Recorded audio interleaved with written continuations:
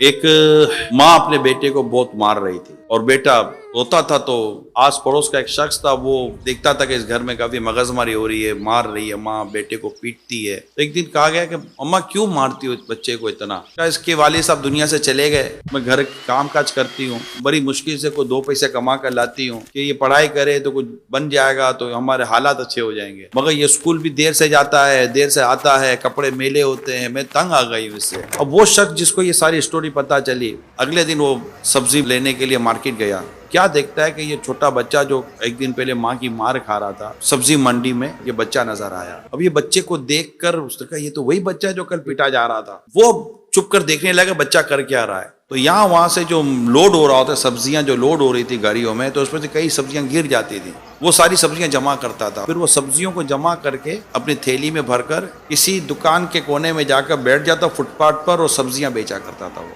اب وہ آدمی اس کو فالو کر رہا ہے، یہ سٹوری کیا ہے؟ اب سٹوری یہ ہے کہ وہ جیسے اسکول گیا تو اب لیٹ پہنچا دوبارہ، تو استاد صاحب دیکھا ہاتھ نکالو، ہاتھ نکالے، اس کی مار پڑی، وہ رویا، تو وہ آدمی اس کو ہمدردی پیدا بولا سر کیوں مار رہے ہیں آپ اس کو؟ کہا یہ روزانہ لیٹ آتا ہے، اس کو روز مارو روز لیٹ آتا ہے، روز مارو روز لیٹ آتا ہے، بندہ ہے گدھا ہے، مانتا ہی نہیں ہے کوئی بات۔ تو اب اس کی سمجھ میں تو ساری کہانی آ گئی تھی کہ یہ ہے کیا۔ اس نے ٹیچر کو کہا کہ آپ ایک کام کریں، میں آپ کو انشاءاللہ اس کے تعلق سے کچھ بیان کروں گا۔ اگلے دن اس کی ماں نے بھیرے سے مارا پیٹا، وہی کپڑے میں لے کر کے سارا حساب کتاب بنا کر وہ گیا تھا۔ اس سے اس کی اماں کو کہا کہ اس کو مارو نہیں، میری بات سنو، میں آپ کو کچھ بتانا چاہتا ہوں۔ پھر وہ بچہ صبح جب اسکول کے لیے نکلا تو اس نے اس کی امی کو کہا کہ آپ فلاں جگہ پر آ کر دیکھیں کیا ہو رہا ہے۔ تو اس کی ماں کہیں چھپ کر اب دیکھ رہی تھی بیٹا کیا کر رہا ہے، اس سے فون کر کے استاد صاحب کو بلایا، ٹیچر کو، کہ ذرا آ کر دیکھیے کہ بچہ کیا کر رہا ہے۔ اب دونوں کونے میں کہیں الگ الگ پلیسمنٹ کر دی اور چپ کر دیکھ رہے تھے، تیسرا یہ آدمی تھا جو ان کو دکھا رہا تھا۔ اب بچہ وہی روٹین، وہی سبزیاں جمع کرنا، سبزیوں کو تھیلی میں ڈالنا، سبزیاں بیچنا، کپڑے میلے ہو جانا، پھر وہ لیٹ گیا اسکول۔ اب وہ ٹیچر تو دیکھ ہی رہا تھا، اسے پہلی بار دیکھا تھا کہ ہو کیا رہا ہے بچہ، یار یہ تو مجبور ہے۔ جیسے بچہ اسکول گیا، جا کر اس نے کلاس کے اندر بینچ پر اپنا بیگ رکھا، سر کے پاس گیا، ہاتھ نکال دیا، مارو۔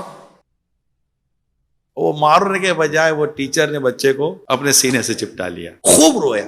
اتنے میں وہ آدمی بھی آ گیا جو ساری رحم دلی والے سارے وہ معاملات کر رہا تھا۔ تو بیٹا یہ بتا تم کر کیا رہے تھے؟ میری ماں جو ہے نا وہ گھروں کے کام کر کے ہمارا گھر چلاتی ہے، میں دیکھتا ہوں کہ میری ماں کے کپڑے پھٹ جاتے ہیں، اب میرے پاس اتنے پیسے تو ہے نہیں کہ میں اپنی ماں کو ایسا چادر یا ایسا کپڑا یا ایسا لباس دلا سکوں کہ میری ماں کے کپڑے صحیح ہوں، تو میں یوں سبزیاں بیچ کر یہ سب کرا کر پیسے جمع کرتا ہوں، اور آج مجھے اس شخص نے یہ کپڑا دے دیا ہے جس کے لیے میں اپنی ماں کے لیے ایک سوٹ سلاؤں گا۔